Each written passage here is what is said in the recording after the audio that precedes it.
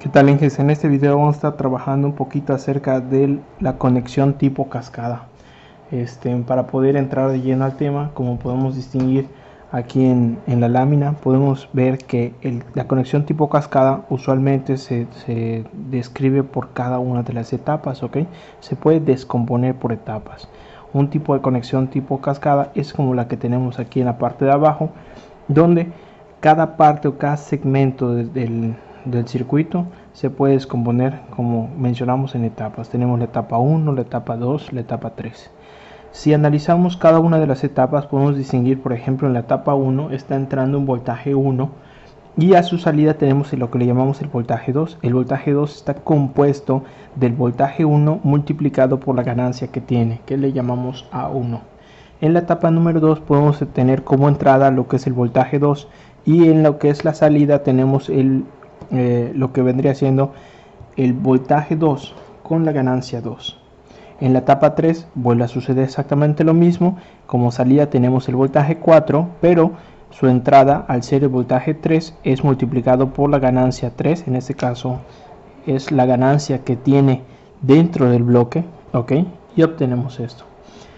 El tipo de conexión cascada lo que me permite es que para poder resolver un circuito, aunque sea muy grande, la idea es resolverlo por etapas. Entonces, de esa forma, cuando analices la primera etapa, obtienes una respuesta, después podrás trabajar en la segunda etapa y así sucesivamente.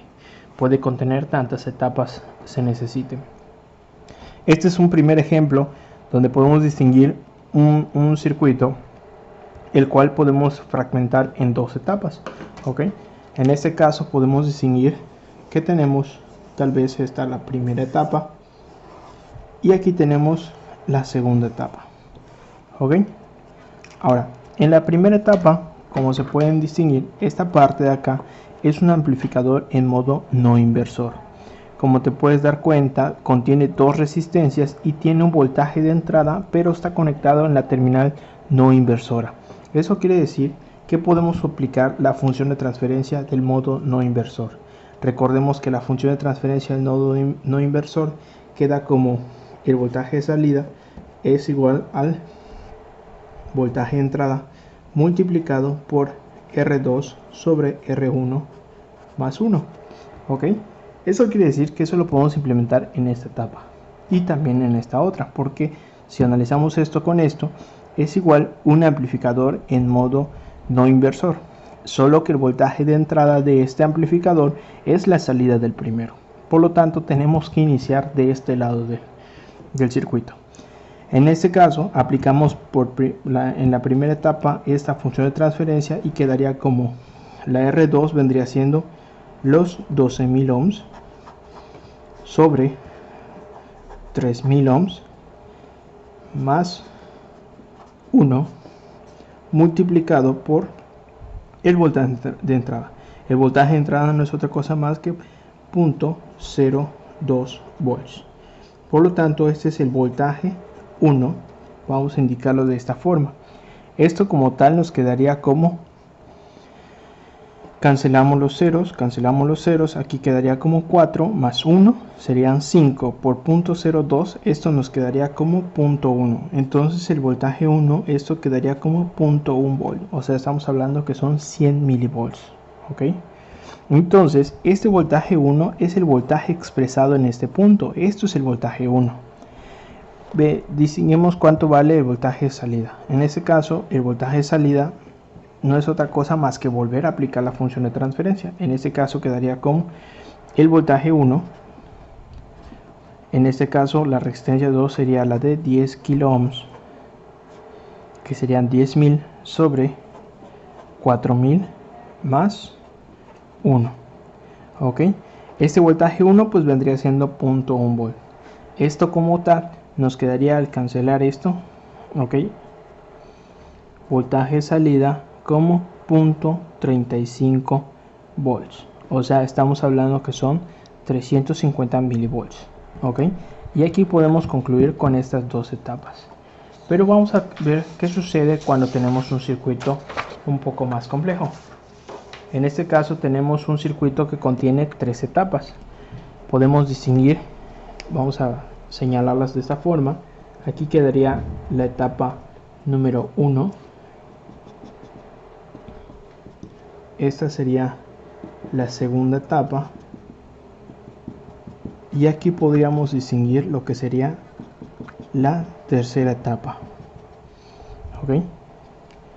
Como podemos ver en esta parte, en este segmento del circuito, estamos hablando de un amplificador configurado en modo inversor.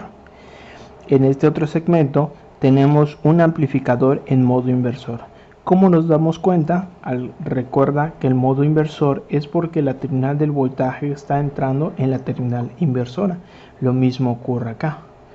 Y por último, en este segmento tenemos un amplificador en modo sumador, donde tenemos el voltaje de salida de este sería el V1, el voltaje de salida de este sería un V2, y por lo tanto tendríamos una salida. Para poder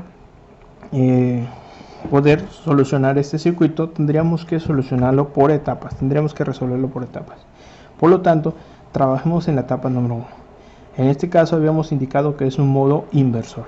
Por lo tanto, la función de transferencia en modo inversor, recordemos que quedaría como el voltaje de salida es igual a menos el voltaje de entrada multiplicado por la relación de R2 sobre R1. Entonces, R2 en el primer caso quedaría como 6000 ohms sobre la R1, que sería de 2000 ohms multiplicado por mi voltaje 1.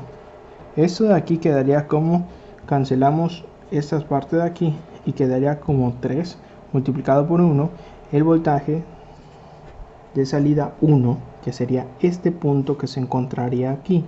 Esto sería igual a 3 volts, pero menos 3 volts, porque recordemos que trae un signo negativo por fórmula. Entonces aquí serían menos 3 volts. ¿Ok? Analicemos esta etapa número 2. La etapa número 2, que sería esta, estaríamos contemplando que habría que aplicar otra vez la función de transferencia del amplificador en modo inversor.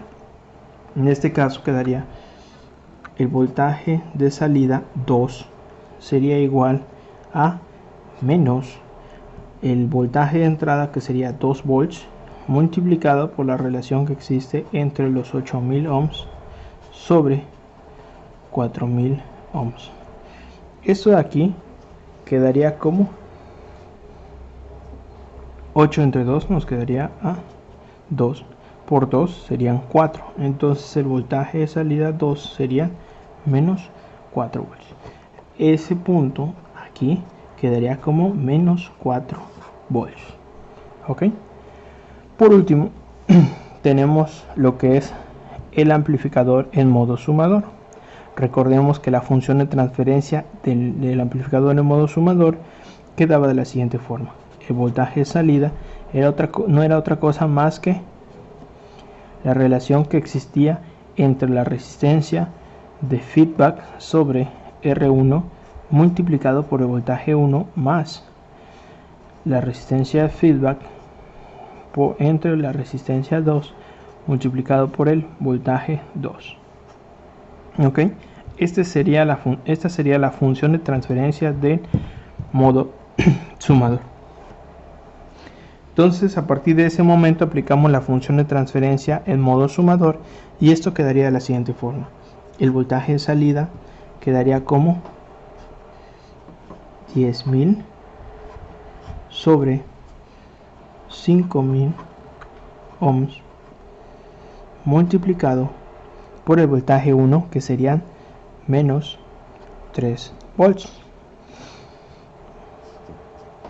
Posteriormente tendríamos la resistencia de feedback, que sería de 10.000 ohms sobre, en este caso serían 15.000 ohms. Esto multiplicado por el voltaje, que sería el voltaje menos 4 volts. Menos 4 volts. Por último, aquí tenemos que la relación de esto nos quedaría como, cancelamos esta parte de aquí y nos quedaría como 2 2 por 3 nos quedaría como menos 6 volts. ¿Ok? Y de este lado nos quedaría como nos quedaría como 10. Vamos a hacer rápidamente el cálculo. Quedaría como 10.000 entre 15.000. Quedaría 2 tercios multiplicado por 4, que serían 2.66 negativo. Entonces esto sería menos 2.66 volts. Por último, el voltaje de salida no es otra cosa más que menos 8.66 volts. De ahí lo tendremos.